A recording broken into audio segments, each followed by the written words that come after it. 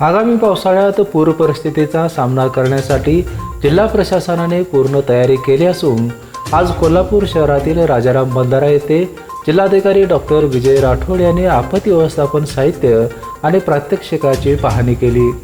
जिल्हा आपत्ती व्यवस्थापन विभागामार्फत राजाराम बंधारा येथे 3 दिवसीय प्रशिक्षण शिबिराचे आयोजन करण्यात आले आहे। जिल्हाधिकारी डॉक्टर राठोड यांनी प्रशिक्षणामध्ये सामील झालेल्या आपदा मित्र आणि सखी यांच्या अडचणी जाणून घेतल्या।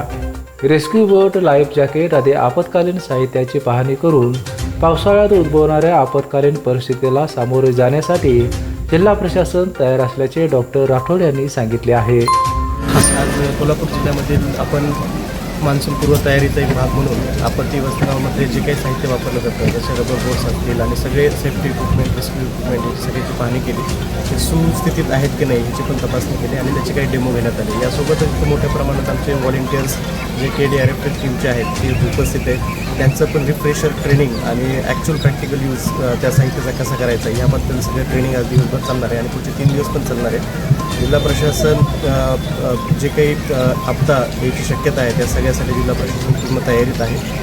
यावेळी तहसीलदार स्वप्नील पवार, अग्निशमन दलाचे अधिकारी दस्तगीर मुल्ला, जिल्हा आपत्ती व्यवस्थापन अधिकारी प्रसाद संकपाळ आदी उपस्थित होते। BPNसाठी कोल्हापूरहून विजय यशपुत्र।